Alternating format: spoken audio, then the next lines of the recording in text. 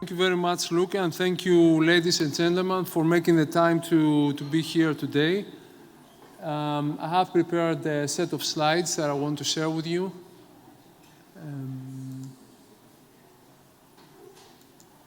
Okay, so I'm going to start with some comments regarding the geopolitical world that is unfolding before us. So what do we observe in these first 100 days of the new U.S. administration? What I have here is two indicators that capture the wide swings in economic policy and trade policy uncertainty. These are US-based indicators. And why do we see these wide swings? Because we see very radical policy choices stemming from US.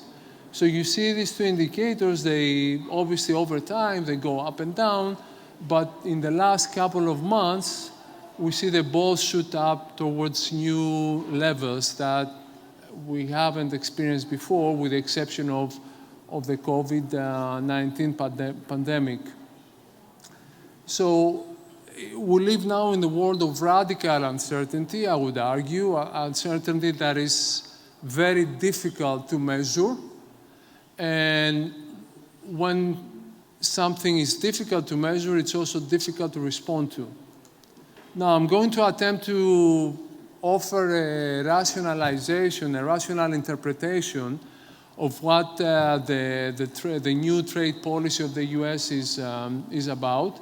And I think the main objective of the new administration is essentially a rebalancing of the world economy with different shifts in trade flows and financial flows.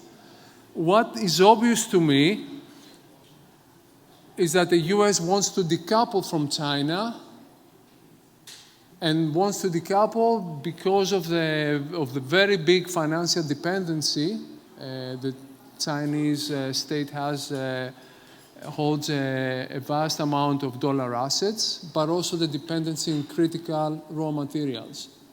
I think this is one of the main objectives of the new US administration. What is less clear is what is the game between the US and the EU, and I would argue here that I think the US doesn't want to go into a trade war with the EU. I think they're more aligned, and they see China as a threat, and there may be gains to be made between those two countries.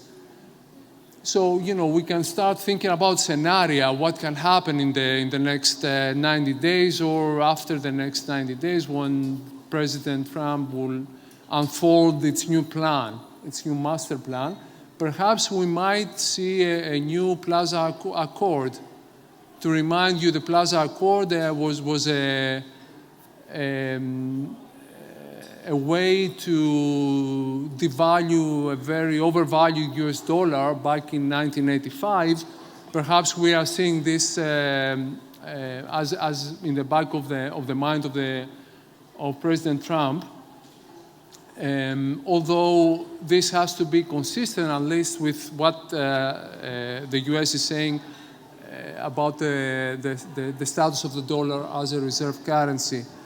So different possible configuration of trades may arise from this radical trade policy. We may see regionalization of trade, so we may see different blocs trading together and breaking away from this deep globalization in trade that we have experienced in the last 30 or so years. So where does this leave us? As Luca made some comments about the capital markets and the bond markets, and the bond markets are really very powerful players, the bond vigilantes, if you like. I mean, we saw a partial U-turn of this radical trade policy when the bond market, the US bond market, really signal to President Trump that that's enough. Okay, and I think he came close to a Liz Truss moment. For those of you who remember this fiasco with Liz Truss' economic policy master plan. So we now have a pause of this radical trade policy, but with the tariff roller coaster, obviously, what we're going to be seeing is very high volatility in financial markets. Although, as long as it remains, as long as it resolves after a couple of months, this may not hurt the real economy. So the current volatility obviously reflects the unpredictability of US policy currently.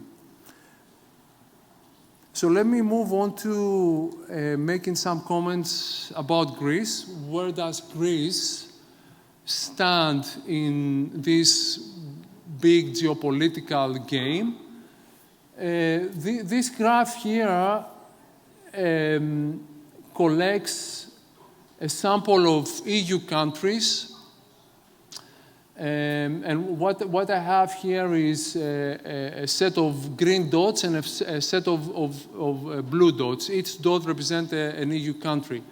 So what you see here is you see on the left-hand side axis, you see the real disposable income per capita, the change in the last 5 years relative to 2019, and then on the horizontal axis, you see the change in the real public debt per capita, again, the last 5 years compared to 2019. So you see here two different groups of countries. The blue dots are countries where they've seen an increase in public debt per capita in those 5 years.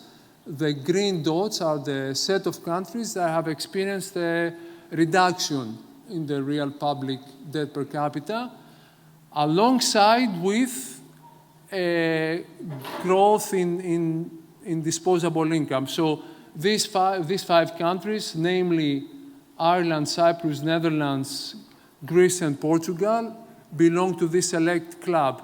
They have managed to do very well in their fiscal affairs, while at the same time being able to grow their economies.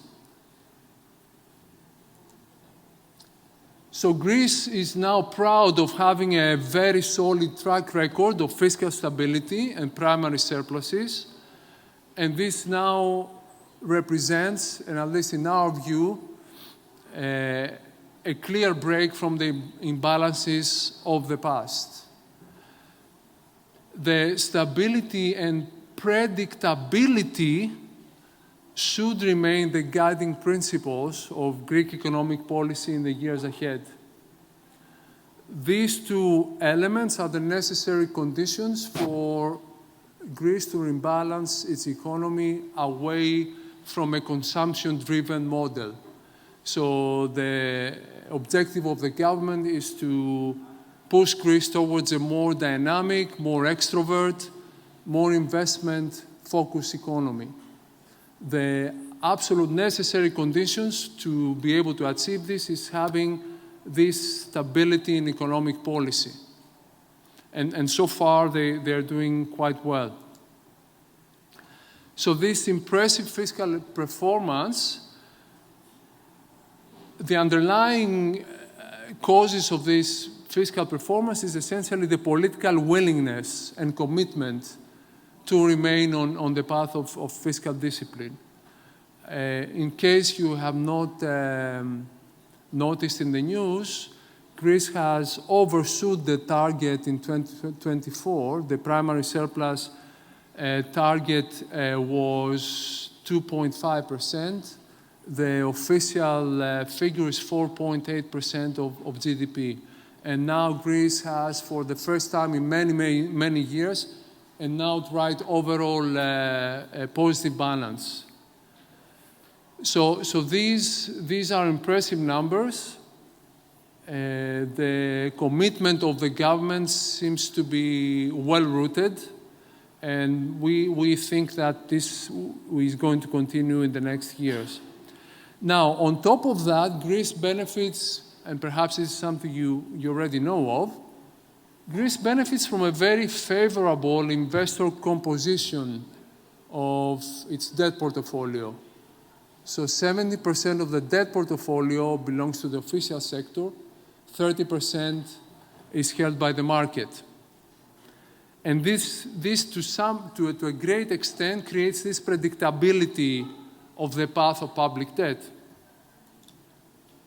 So these two factors together, the fiscal performance, the commitment to fiscal discipline, alongside with the favorable debt portfolio, create what I would call a stability dividend in sovereign bond markets that would otherwise not be feasible given the still high debt to GDP ratio that Greece has. And obviously what I've said earlier, the predictability of the path and servicing cost of Greek government debt. So again, to show a picture to support that, here I simply plotted the mean yield in the last quarter of 2024 against the debt level as a percent of GDP in 2024 with these selected countries, Germany, Portugal, Spain, France, Italy, and Greece. So you see two dots for Greece here. You see a market rate dot and an effective rate dot. So the market rate dot, to remind you that 30% of debt is held by the market sector. Effective is almost identical to what France pays for the 10-year government yield. Spain a little bit above Portugal, certainly well below Italy. And what you see that the bottom one, the effective rate, is essentially essentially derived from the servicing cost of Greek debt. So you see this is a lot lower compared to the market rate, simply because what is held by the official sector has much lower fixed rates. Okay, and these rates are fixed for a very for very long, effectively. So not only do you get a lower market rate to what you would have if if markets only looked at the debt to GDP ratio, which is obviously is still highest in the EU, but you also enjoy this effective rate due to the fact that most of the Greek debt is held by the official sector, i.e. by the EU partners. So, as a summary, to close up my remarks, in our view, Greece's economy is resilient. It can withstand a possible world trade storm, although I'm more optimistic that we won't have one. This fiscal stability and discipline creates a safety net that is able to provide protection from any sort of future volatility in the bond markets and a slowdown in world growth. Greece is on track to continue an aggressive reduction in the debt to GDP ratio because it has momentum in creating primary surpluses and growth, at least in the next 2 to 3 years. And of course, for this performance to remain in the future, one key condition is that Greek government retains this laser-focused policy on growth-enhancing reforms. Thank you very much. I'll stop here and hope gave you a good overview.